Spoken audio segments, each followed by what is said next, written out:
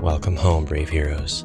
I'm Ash, and this is Maladum, Dungeons of Enveron, an immersive adventure in a realm of magic, created and published by Battle Systems. Maladum has a host of expansions and is compatible with all of the dungeon, scenery, and terrain sets offered by Battle Systems, and is a fantasy miniatures board game set in the kingdoms of Enveron, a prosperous continent on a distant world. Players control small bands of adventurers seeking their fortune across a detailed 3D gaming area, no glue or paint required. They must venture out from their camp, defeat their enemies, complete their objectives, and get back to safety. That last part is vital. More than just a single game, Maladum's campaign system takes your adventurers through a continuous branching narrative, developing their skills, upgrading their equipment, and immersing you in their story. Maladum is based on the best-selling sci-fi game Core Space, but has been reworked to provide a compelling fantasy experience. I would like to thank Battle Systems for their very generous contribution to this video by providing me with a copy of Maladum and the optional reference cards, as well as the deluxe hardcover rulebook. Thank you so much, Battle Systems. These two are optional components. Everything you need to play is right here in the box, including the 2x2 foot neoprene mat on which the game is played. For a second, smaller disclaimer, I've previously opened the box to get rid of all of the packaging materials, except for a few key pieces like the Ziploc bags, which will no doubt prove useful when we need to store our game pieces back in the box. The contents of this box are going to be visibly smaller once we've punched out all of the 3D scenery components and discarded the cardboard slags. We have some strong-looking supports for something large, not sure what just yet, plastic pieces for dashboards and tracking, and a very commanding read this first slip. Now this will allow us to identify the components more intelligently. And so this is the plastic dread tracker. It has an inset that we'll find later. This is a token pouch. We've got two acrylic range rulers. Looks like they are suitable for use with magic or physical ranged attacks, such as arrows or other kinds of missiles. 4 plastic adventurer dashboards, again with plenty of insets that we'll find in the box. And for a blessing, holes in the back that we can use to easily push out whatever inserts we put in. Thank you very much.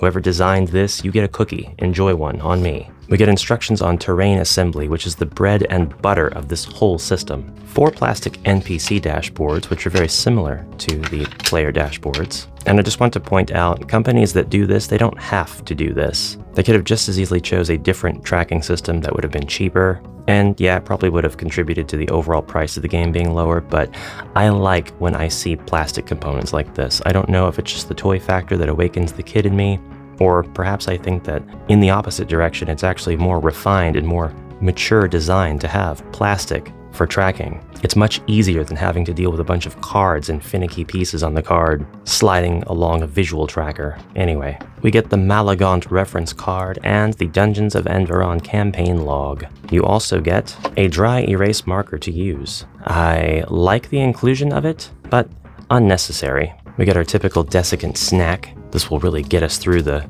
construction of this thing. I'm kidding, please do not eat. The silica, do not eat. No eat. Plenty of terrain clips. They didn't say I couldn't eat these. What now, FDA? The rulebook, which actually has a ton of different sections in it, but the deluxe rulebook is quite a bit different. It has 161 pages to the core rulebook's 90. At first glance, they seem like they're going to be the exact same, the core rulebook being printed on glossy paper and the deluxe being on a nice matte finish. But once we get to the contents, everything changes. Well, not everything. Page 34 in the core rulebook is magic, and that's the same page in the deluxe rulebook. NPC activation starts on page 40 in the deluxe rulebook and starts on page 38 in the core rulebook. So we've got 2 more pages of magic. Then adversary phase, NPC phase, and terrain. The core rulebook, terrain starts at page 44. Then other rules starts at 49. Terrain in the deluxe rulebook starts at 46 because it's already 2 pages ahead or behind, depending on how you look at it. Other rules on page 59. That means there are 10 more pages of terrain in the deluxe rulebook. There are more other rules, 3 more pages of quests, 3 more pages of campaigns, a section called Advanced Rules, and a section called Character Creation, as well as a section called Designing Quests in the deluxe rulebook.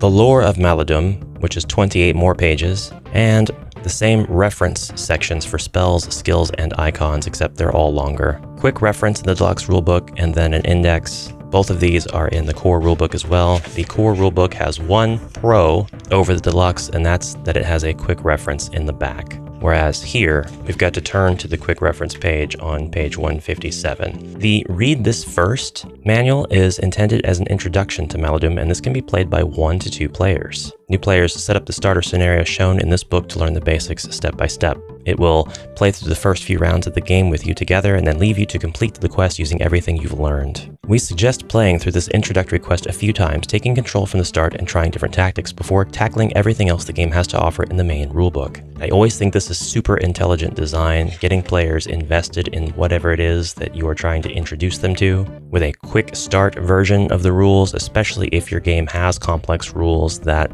would be very difficult for new players to tackle in the first few hours of play. For your first game, Battle Systems recommends you set up your components as shown here, orienting the gaming mat so the grave points are in the correct positions, and then you're good to go. There's a map key, a 2D version of the map, a 3D screenshot of the map, and where you should place everything to prepare for your game. The terrain in Maladum is searchable.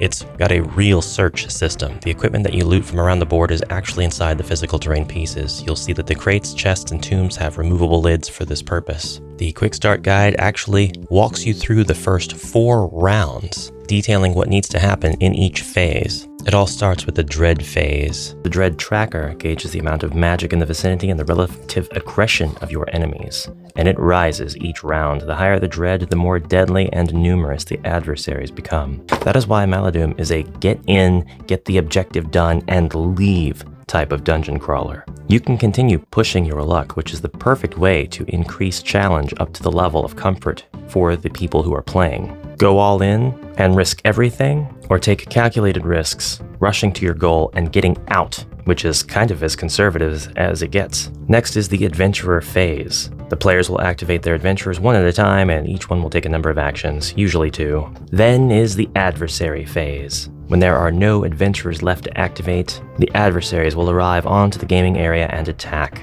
The number and type of characters that arrive is based on the Dread tracker. Now, usually I have a bit of a complaint about this, but the enemies in this case, which are called Revenants, and these are the ones who are going to continue to spawn based on the position of the Dread tracker, will actually rise up out of the graves, and the graves are baked in other words, printed onto the map itself. This means that unquestionably, there is going to be a grave in that spot. It's important to orientate your map a very particular way before you begin setting the terrain down for your players, so all of this has been considered. Still, the baked-in elements could take away some flexibility. At the very end of the round is the NPC phase. We would normally proceed to the NPC phase, where other non-adversary NPCs, such as wandering beasts, take their actions, but there aren't any used in the tutorial, so that phase is skipped for now. There is one more phase, the assessment phase, which the gaming area gets tidied up and reset for the next round during this phase. 15 pages of tutorial later, and we've reached the end of our quick start guide, and this actually picks up in the rulebook starting on page 30. And by that, I mean your references to the different actions you can take during the adventure phase starts on page 30. You're supposed to use your big brain at this point to continue playing based on what you've learned. Let us continue our unboxing. We have 12 of these cardboard sheets and a ton of stuff to punch out. We also get a campaign book. This was not included in the core rulebook. It is 48 pages. Whoops, the epilogue is on the back. Don't want to read that yet. And each set of 2 pages is a new quest. Don't look too closely at this or it'll be a spoiler, but I'll turn back to page 1 here shortly and show you the first, not page 1 of this. This is page 1. The first quest, we'll go over the anatomy shortly. You can see that the map and the key to the map is on the right side, giving you high visibility of everything that's supposed to be placed. There's no ambiguity here. All of the symbols are nice and clean and clear and easy to differentiate, although I'm not colorblind, and I think that somebody with color blindness could weigh in on this. Not what I would call super high contrast, but easy enough to see for me. Better than Alder Quest or Dungeon Saga Origins maps, in my opinion. The left side, the left page of each quest, gives us the name of the quest, the lore or flavor text of the quest, the introduction, the primary objective, the secondary objective, and the consequences. Consequences let you know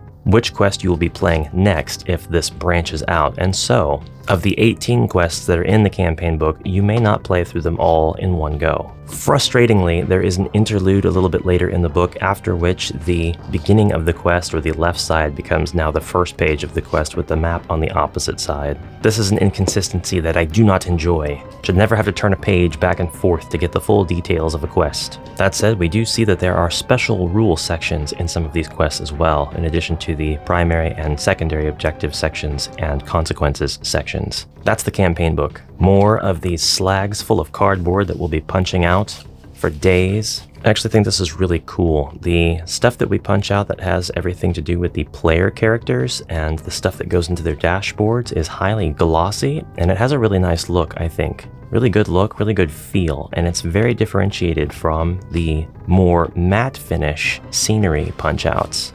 And I just thought that was a neat detail. We're gonna punch out the Doom tracker really quick and place it into its plastic trappings to show you the completed Doom tracker. It's important because this is where your dread phase consequences are set. We have different sections of this Doom tracker, and it's double-sided. It's got a side A and a side B. Each one of these is labeled to kind of give a name to the weight of dread, doom, gloom, and tomb that's about to happen on your turn, with disquiet being the first section, the lowest, followed by distress, dismay, desperation, and finally disaster. It sets in the inset comfortably, but is easy to remove, and you will remove it. Easy to remove, Ash says as he struggles, because you will need to flip it over for some quests. And now we have a different sort of difficulty range on the other side.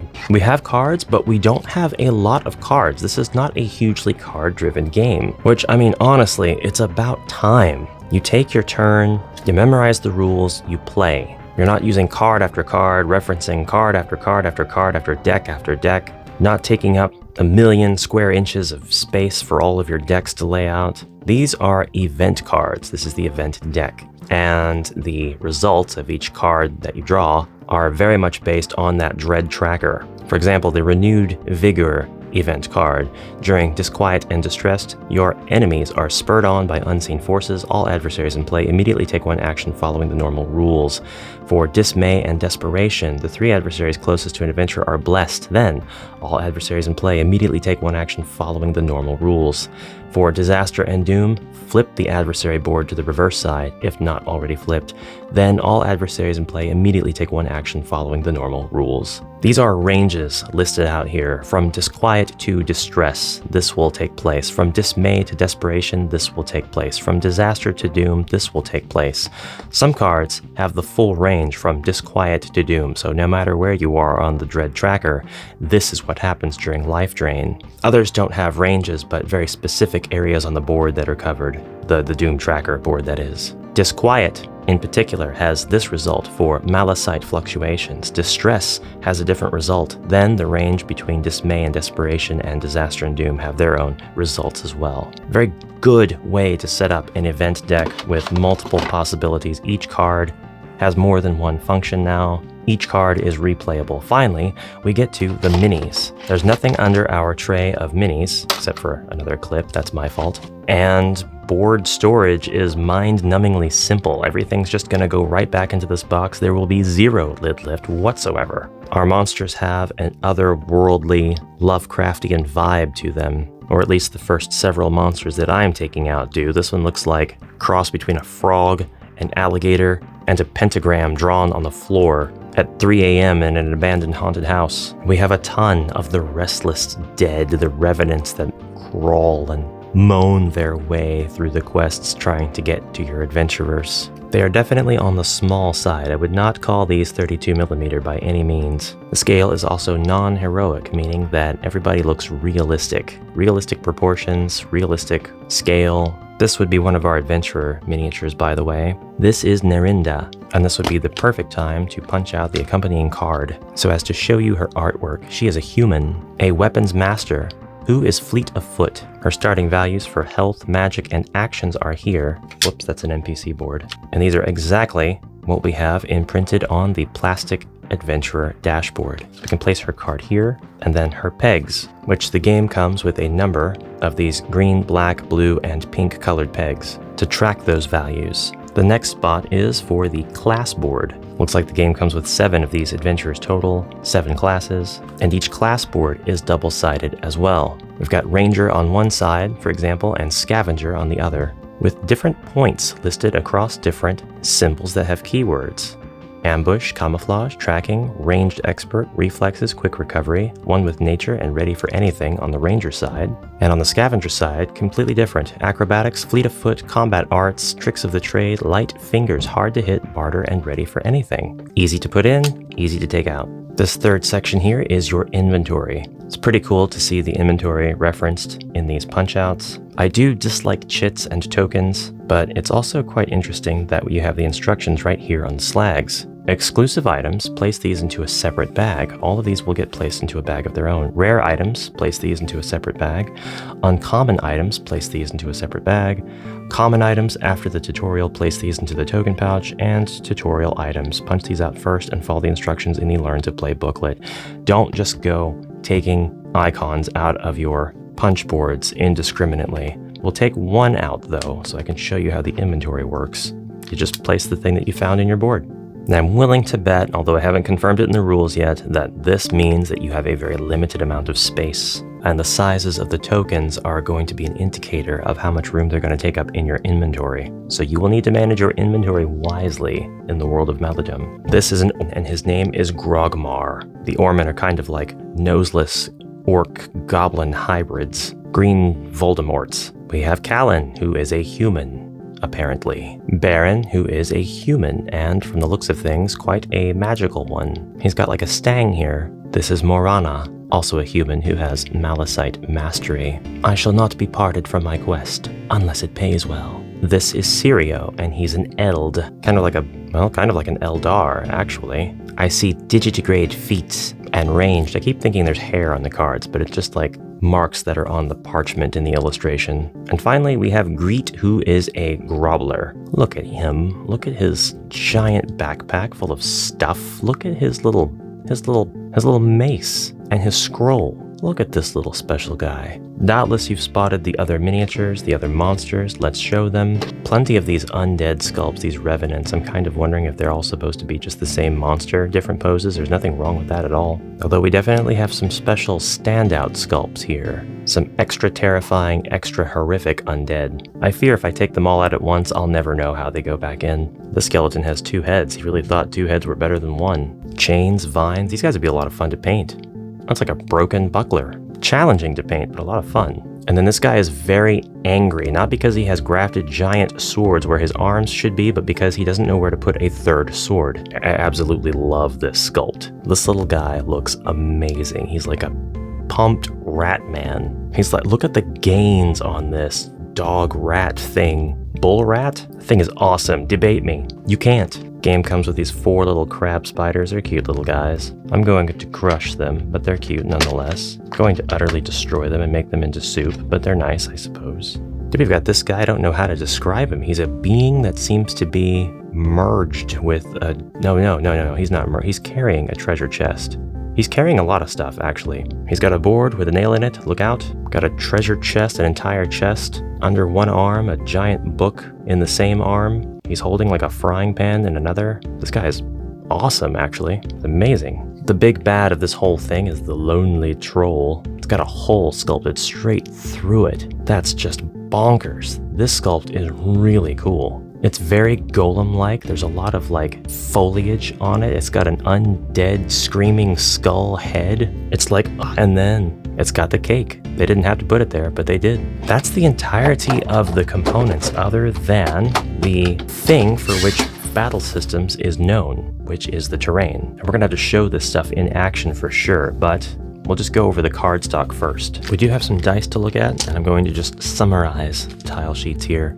We have various chits and tokens representing different statuses, locks, illusion counters, something called portal points, other counters for I don't know what exactly, and a key here for full cuts and half cuts. Maladum game components, part 2, we've got, holding upside down, the staging area / base camp board, and on the other side of this is the staging area. This is the base camp board, gives us some storage, secure storage in only. These pop out, and I imagine there's room for items such as the one that go into our player inventories. Now, maybe not, I don't know, but it does look that way. By the way, a lot of these cards so far have places for us to use our dry erase marker, so it looks like the dry erase marker is an integral part of this system. We've got character boards for NPCs, and these are actually monsters. These are not just like, you know, Sir Ragnar the prisoner. This is a terrible beast. The Drakon, this would be our buff wolf boy. Then the Troglodyte, which is our mini carrying monster, packing around a treasure chest, book, frying pan, everything, and possibly the kitchen sink. Cankers, our little crab fellows, I guess they're not common mobs. And then the Malagaunt. This is the only one that when you flip him over, it becomes the Deathly Avatar. So we've got a twofer here. We have entry point tokens for the adventurers as well as the revenants. We have a revenant character board outlining the stats for the Lamentor, Myria, Hellfont, and Rot Troll. It too is double-sided. One side says Doom and gives additional increases to the stats. We then get a sheet of Vaults of Enveron accessories. They're all labeled so you know what all of these pieces are, like the Well, the Arcanist Desk, the Crucible, Crucible, Crucible, Crucible, Crucible, the Well, the 3/4 Wall, the Swinging Blade Trap, the Net Trap. There should be no confusion. Of course, I know Battle Systems has videos on their website that will show you how to put this stuff together, just in case it's not as self-explanatory as might befit one of our stature. We get 2 identical sheets of Vaults of Enveron furniture, and this includes the chests, the crates, the cog levers. Lever? Do you say lever or do you say lever? Leave a like if you say lever. Leave a comment if you say lever. Tables, tombs, weapons racks, makeshift barriers. Then there are different weapons that actually go on the weapons rack. That's really nice. Weapons rack or rake? Leave a like if you say weapon rack. Leave a comment if you say weep and rake. And to my utter delight, we do have tiles that represent grave points, so we don't have to use always the ones that are baked into the board. We can also use other boards if we so desire and put our grave points on the boards. We have a total of 4, plus a couple large pit traps, the way a pit trap ought to be. We have 2 identical sheets of tiles titled Vaults of Enveron entrances. These have sconces, struts, pillars, half-wall doors, quarter walls, struts, sconces, pillars, struts, ruined connector walls, and so on. And then finally we have 3 sheets of identical tiles titled the Vaults of Enveron walls. This gives us walls with double doors, regular walls, walls with single door. We have some furniture here, chairs. Then we've got a couple of struts. The wall double door, just to show you, these double doors do open in this tile. They swing outward. They will not swing the other direction. I mean, maybe they will if you want to risk tearing your doors off, but they should only always swing one direction. They will also close. You'll have to kind of go past the point and then let them relax to get them to stay shut again. We've already been through the first Maladum game components sheet. We've got revenants here. We've got all the different class boards.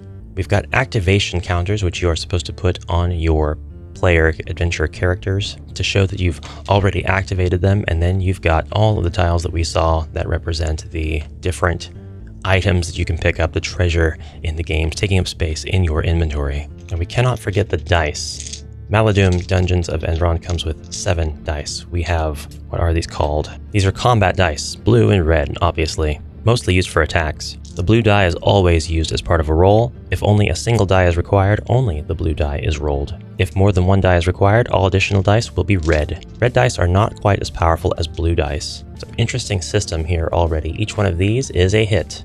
So we have some faces that have 2 of them, and this counts as 2 hits, but it's also considered a critical hit. It has additional effects most of the time, depending on the weapon or ability used. Critical hits effects trigger even if no damage was caused. And then we have skull icons, which represent blunders and will often have an adverse effect. Blanks are just failures and they have no effect. Our blue die has 1 skull for a blunder, 3 single hits, and 1 critical hit, and then 1 blank face. Each of our red dice have 1 skull, 3 hits, and 2 blank faces. They're made of a very soft and sturdy feeling material. That's right, I used both of those words together. This beautiful object here is called the magic die, and it is used for chance and randomization. You will be often asked to choose a party, adventurer, or item at random. This is done using the numbers on the magic die to generate a result. Ignore the icons and arrows on the die for these rolls. This is a simple way of deciding random actions and keeps the game moving fast. The rulebook actually says in its key concepts section, if you come up against a situation not covered by the rules or something that you cannot decide on, just roll the magic die to see what happens. The magic die can also be used to determine random directions. The chosen direction will be shown by the arrow on the die face. Some rules will ask you to scatter an item or character. To do so, simply roll the magic die and move the item or character in question a number of squares from its current position using the number and direction shown. If the movement would cause it to hit a wall, another model, or other obstruction, it will just move as far as it can and then stop. This last lovely die is the Revenant die, featuring a face with 2 spoopy faces, 2 faces with a spoopy face each, a face with a hand, and a face with 2 hands. Maybe face wasn't the right word for these terms. And 1 blank face. And those are the dice. I am going to step away, put some of this stuff together, and then we'll see what the first dungeon looks like. From the tutorial area, we'll talk a little bit about the mechanics of the game itself. I'll see you in just a moment.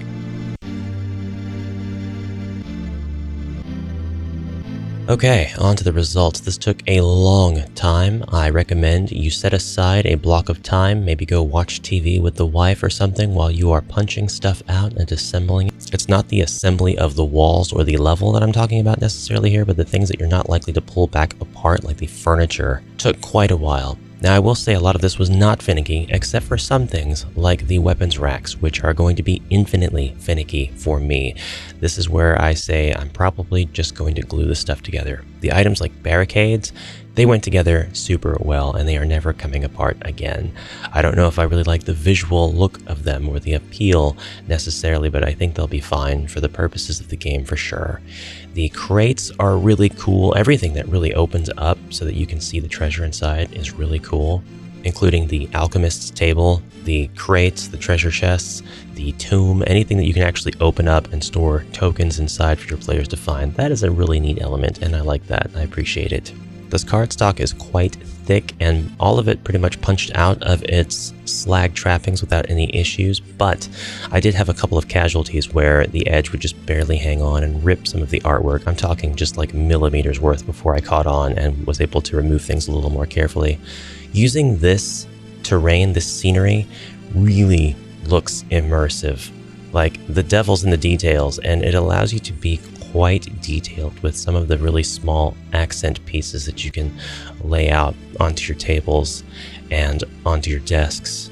Now, I do wonder if the intent of some of these pieces in the design was to have the fitment be with such a small tolerance that it would all stay together, even if you were to jostle the piece around or pick it up by one component, if it would all just stay together by virtue of all of the pieces fitting together tightly. So some of them did go together pretty tightly and needed a bit of effort to press together, but then when I picked them up later, they would just kind of fall apart. So that's another situation where I would probably use glue, because there's enough room in the box now that I've assembled the lattice, which I will show you shortly, that you can store a lot of this stuff even after it's been assembled back in the box. That's one of the really bright highlights of Maladum's box design, and a real credit to the designers. This stuff is a real treat to look at after you're all done. Very rewarding experience after it's all put together. So we'll linger on these last few glamour shots for just a bit, and then we'll return to the unboxing with a little bit of gameplay study. It is at this point I want to draw attention to the white sort of lattice that you can put together. These were at the very top of the box when we opened it, but they are intended to be placed after assembled into the bottom of the box, just so, with the cutouts being here, here, here, and here. And that is so we can accommodate the rangefinder, the measurement tool. There was really too much room left in the box with this configuration for all of your components to go back, so that you have a little bit of flexibility in where you would like things to be sorted and how you would like to sort them. But in general, you are able to sort all of your pre-assembled furniture into these compartments now. We won't be needing the well or the forge of reanimation here, so we'll put them back in the box. Unfortunately, I think these actually go in the middle. Unfortunately, this one didn't hold together by tension as I suspected it might. The well was holding together fine, but it seems I have disassembled it. I'm usually not a fan of gluing stuff like this together, but I think I might want to in this case. Battle Systems actually has a video on what to do when you are unboxing everything and how to rebox it, or at least a suggestion on how to do so. I might take this concept just a little bit of a step further and replace the lattice with my own plastic compartment storage. But I tend to only do that if I can find something that's like a perfect fit. But you'll definitely want some kind of storage solution, even if it's just the lattice by default, because you have some pretty small pieces in here you don't want to get lost. I really do want to call out the attention to the detail on these components. You might not have been able to tell that we actually have a flat opened book here on the desk, which is a double-sided tile. And yes, this can be converted into a closed book if I want to close that up.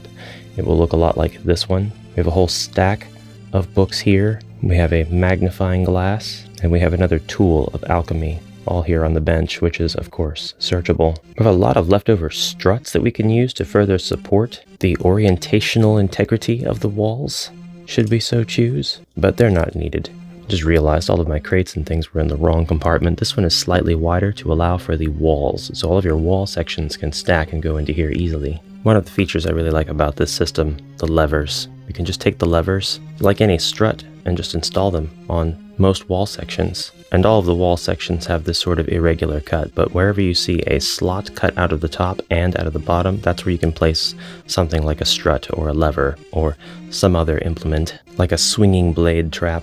Speaking on things like the barricades, where we've got two bits of cardboard that slide into each other, you won't have to glue these together. That's never going to come apart. The tension is going to hold it in wonderfully. Things also like the tables are going to stay together even when you store them in the box for a while. Give them a little shake, take them out, put them on the board. They're not going to fall apart. The pillars stay together, but a component of the pillar is the very top and the top of the top. And these, of course, are just going to slide off, so you might as well glue all of this together if you can afford the storage of the completed pillar. But then again, you won't get to customize whether or not it's got a sconce or a swinging blade trap or anything in it. Kind of up to you on that one. I'm realizing that the quest might call for those things in particular, so glue is back to not being an option. According to the reboxing video from Battle Systems, the token pouch is intended to smoosh into this nice little concave area in the plastic tray. Smush being the technical term. You could probably leave your tokens in it that have gone into it thus far. I chose to bag all of my tokens up in these Ziplocs. I'm not quite sure if that was the intention, but I think it was.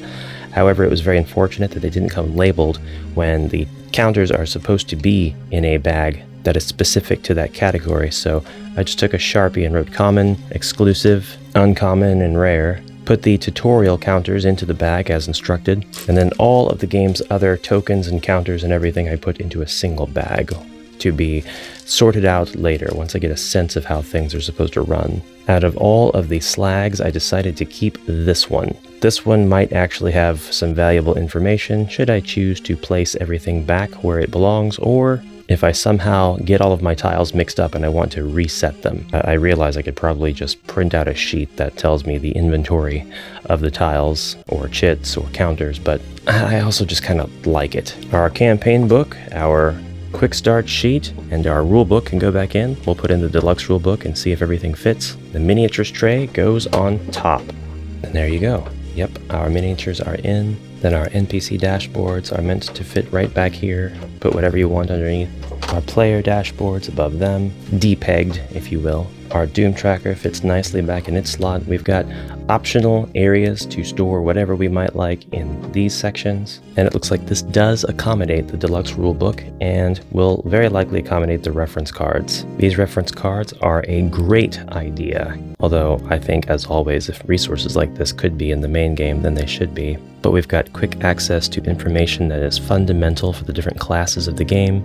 The NPC action chart, which I love charts. I love charts. I don't know if you know this about me. The chart is one of the ultimate ways to teach something, or at least to help with a decision to be made in a complex situation. Tutorials on the magic die and the unincluded tentacle die, as well as the maw die and forbidden magic die. These don't come with the core game, but this tells me that this reference deck is basically for all the beans. Doesn't hardly take up any extra room in here, so we have room for maybe 1 or 2 expansions worth of materials, extra minis, whatever. Now, one of the points of contention that I have, and I looked around online and it seemed like this confused at least 1 or 2 other people as well, is that your board does not match the board that they have in the picture. I guess I should say mat, because this is a neoprene mat. For better or for worse, you decide. But the mat does not match the mat in the picture. Wait, that's starting to get hard to say. And that's because the mat that you have here is not the mat that you have in the picture. Hold on, let me explain. Don't be worried. The mat in the picture is about a quarter of the mat here. This is the same space, just in this corner, and it doesn't make that clear. I guess now that I'm looking at it, you can kind of see where there's hard edges here, but like the blurred edges along the side. Never mind. The fact is that was very, very confusing, and it took me a Google search, but we orientate the gaming mat as shown so the grave points, or zombie hands, are in the correct positions, and yes, they are now. Building the walls was not finicky. Building the tomb was not finicky. A lot about this was not finicky. I've seen it described as finicky, and I have to 100% agree that there are parts that, when you put them together, they are finicky. But I want to say that building the dungeon isn't really that finicky, so if you have like plastic proxies for the furniture, and some way to mark that a given piece of furniture that is searchable has been searched, or a trap or a lever has been triggered or interacted with in some way, engaged, then you could do that. You might find your experience in setting up to be a lot faster or more convenient. I do want to call attention to the blueprints. The key here is that we have solid walls, we have walls with entrances. There's not really walls, they're just entrances. Walls with doors and walls with double doors. And the artwork does not matter. You have all kinds of different looks for your walls, and yes, I can just pick this up and show you, but you have all kinds of different artwork to choose from when you are building your wall sections, and none of it should be particularly vague. Some of it does kind of run together in terms of color or style, so some stuff your players might look at and be like, is that a door? And then they have to shift their position and look a little bit more closely to see that yes, the brown against the color palette of generally brown-eyed other colors is indeed a door for them to try to open should they reach it. And that'll be a point of contention, also a separate one for a lot of folks. The rooms are laid out beforehand so you can see what areas of the board are actually going to be searchable versus a modular type of dungeon system, or one where the components are not placed on the board until they are in your line of sight. Just going to be a preference, that's all. It's just going to be a preference. Some people want the walls for immersion, and this game does utilize some three-dimensionality in its mechanics, so the walls are quite vital to those components of the game. Oh, I wanted to clarify what an entrance was. This part right here is an entrance. Your characters should be able to travel through this. Your double door sections, careful not to open these the wrong way. And I don't know if you've been able to see them yet. You'll probably never unsee them once I point them out, but our connectors are in the middle of the walls here. There are little slots on the edges of every single wall piece, and that's where our hard plastic connectors go. And they blend in pretty well, and the structural integrity of this whole thing is a bit improved since the clips are on the middle and not like on the top. See, I could pick up the whole thing by its strongest point right here, where there's like a four-way connector. But you have straight connectors, T's, these four-way junctions, and elbows, and you'll use all of those to build up your walls. You don't even need these struts, they're just here for flavor. Now the quick start guide plays out your turns basically with you and for you, step by step, so there is no ambiguity as to what you will be doing, how you will be doing it, why you will be doing it. But there are mechanics in here that I wanted to talk about. At the start of each game or each quest, the terrain pieces will be filled, and like the tombs, for example, are terrain pieces that would be filled. The lid of the tomb actually becomes moved off or ajar when you search the tomb. If there's treasures in the tomb, you will take the treasures, and I mean if there are actual tokens that you have drawn randomly from the bag to place in there, or objective tokens that are specific of some kind, the heroes will get that when they search the tomb. However, this will become a grave point. The grave points that are on this tutorial map, sorry, I'll move it more into view, are numerous, and they serve as spawn points for the revenants. Now, earlier I made a comment about how these points being baked into the map might affect something, but after getting a look at the rules, I have decided to rescind this remark for two reasons. One, if you are creating a custom dungeon, you need not take up the entire map. You can pick and choose where your spawn points will be based on where on the map you are going to build your custom dungeon. And two, the spawning of the revenants is actually a core mechanic of the game, and it's one of the things that makes the push your luck mechanic so effective because the types of revenants that are going to be continuously spawning from these points, should you be so unlucky, only get stronger. But yeah, no matter where you're at on the board, Maladum is spawning zombie creatures to come out and ghoul you up. I wanted to point out also that we have some gray tokens that represent traps, and these are placed into the token pouch as well. Some folks might try to feel around to see what the sizes of tokens are. Don't worry, there's always going to be a token that is smaller and a token that is more medium-sized, and they are traps. Traps can also be in the searchable terrain, such as the chest, the crate, the tomb. Now, I haven't played yet, but I do think that it's kind of going to be a futile point for a lot of experienced dungeon runners to have an activation token that they place on their characters, so this might be a step that you homebrew out of the game. If you know you took your turn, you know you took your turn. But there might be a more practical reason for including the activation tokens, so I'll leave that point alone for now. This early in the tutorial, the Dread Tracker is currently into the Disquiet phase, which means that the types of enemies that will appear for our heroes will be these Lamentors. These are revenants that are the weakest of the bunch. If we roll this die and we get the following result, a hand, that's one icon shown, so a single Lamentor will turn up. And the reaching hand means that the Lamentor will rise from a nearby grave. A Lamentor will arrive through a grave that is nearest to an adventurer, unless something like a character or terrain piece is already in that position. So, because our grave points look like this, and this one is the closest to an adventurer, we are actually going to spawn this Lamentor here. If our adventurers were placed like this, then this would be invalid because this spot, this grave point, is much closer to the closest adventurer. So we would spawn our Lamentor there. If we happened to have characters standing on those grave points, we would spawn a Lamentor here, which is the next closest grave point. Adversaries and NPCs will target the closest, most visible enemy. It's a very simple system, and if there's any ambiguity, you roll the magic die, which will magically solve all of your problems forever. Magic die, I need a camera that's about $1,300 to bring to the upcoming convention. Ah, great. 4 clockwise to the right. In this situation, a Lamentor that pops out of the grave will be able to approach and attack our adventurer, Callan. But there's a little chart in the quick start guide that determines kind of what actions the monster will take and in what order, if it can or can't. Then the NPC phase activates, and there are no NPCs on the board, no wandering beasts, no non-adversaries. So then the assessment phase happens, and people take their activation tokens back off of their heroes, leaving them free to act again next round. Then we begin again with the Dread phase, adding a peg to the tracker, and you may have to draw from the event deck depending on if your tracker is progressed enough at this point, which, if you're following the rulebook, we're at round 2, and at round 2, yes, your Dread tracker will definitely be progressed enough to start drawing event cards. The first player will draw from the event deck, and that will create more challenges for you, depending on what you've drawn and what your level of dread is. And we've gone through the event deck already. We know that the higher your dread level is, the more challenging an event is going to occur.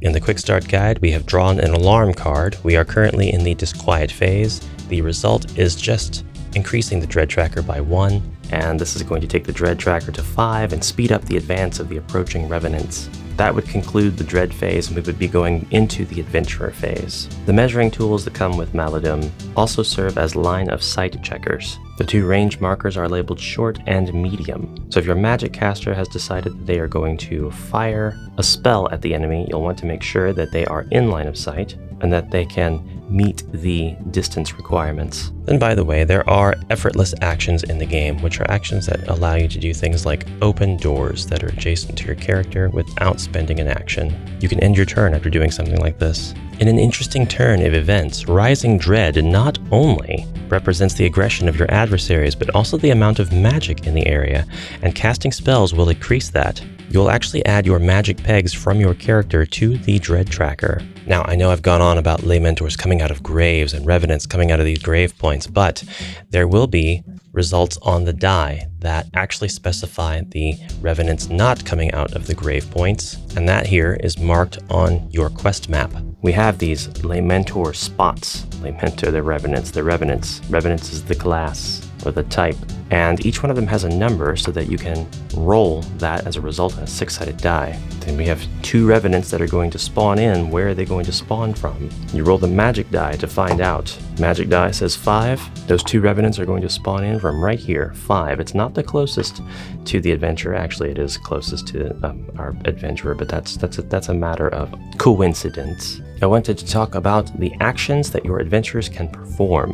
When it is a player's turn to activate an adventurer, they do the following. Choose one of their adventurers to take its turn. This cannot be a character that has already been marked with an activation counter. Check any status counters that may have affected their turn. Fatigued, stunned, and terrified counters in particular must all be resolved before taking actions. Take actions with the adventurer, allowing them to move, shoot, interact with the terrain, and more. The following pages list the available actions in detail, and we'll go over those actions in not detail. When you are finished, you place an activation token on the adventurer's dashboard to remind you that they cannot act again this round.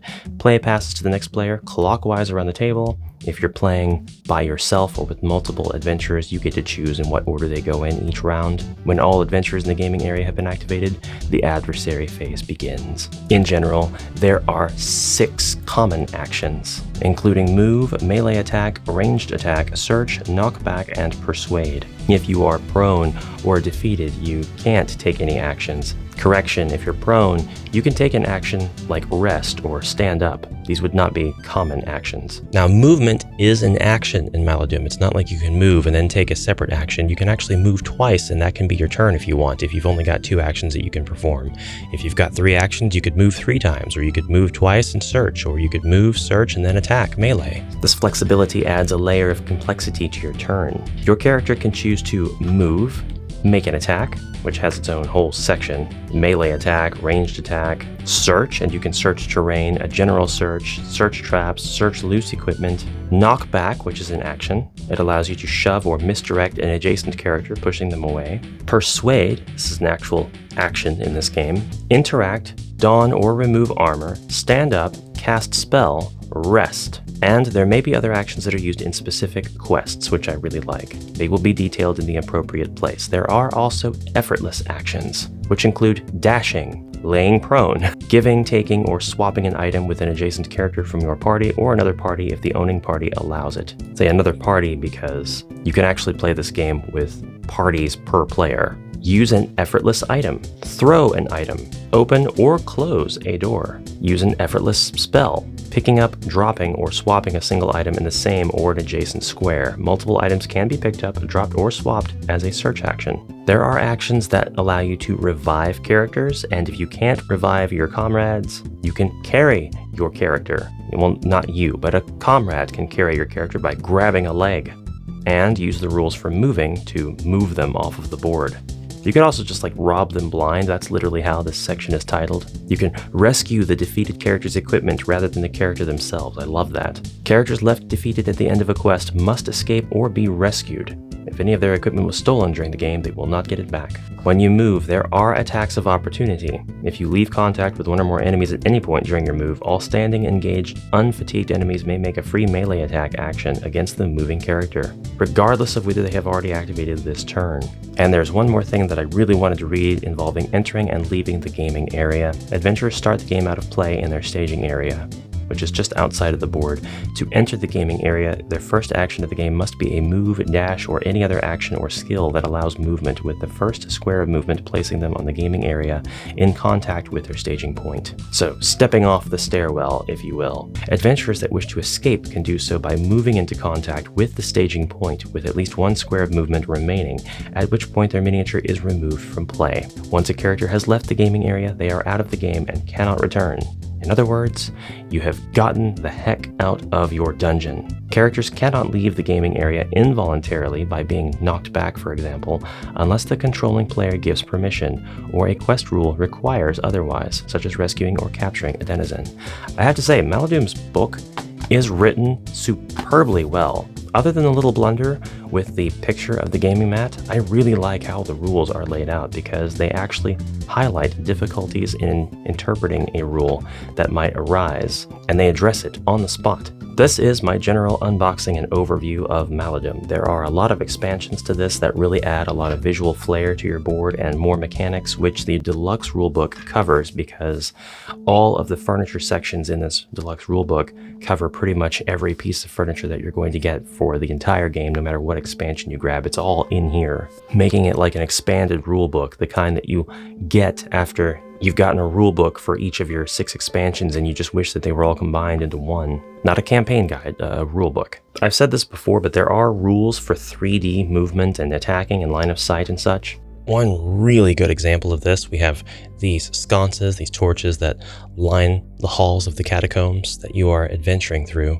As a character who has a bow, you can choose to shoot upwards at this, and then your arrow will become a flaming arrow. There are also actions you can take to interact with said sconces if you have the reach, climb, or fly abilities. But I wanted to show you, if you have an expansion such as the Great Hall of Karastad, you would be able to construct such 3-dimensional vertical real estate, allowing you to play in ways that you haven't been able to yet. Enjoy this picture of what would have been. As you can see, we have the wall clips here on the 2nd and 3rd stories, meaning that you could kind of build upward ad infinitum and have places like stairwells to bring you up to these new heights where there will be doors on new floors. It's not just the Great Hall of Karastad that has this sort of feature also. But taking this a step further, this kind of means that if you just proxied your own stairs and walls and you had your own materials, as long as they were, as I said, proxies and followed the rules in the Maladum rulebook,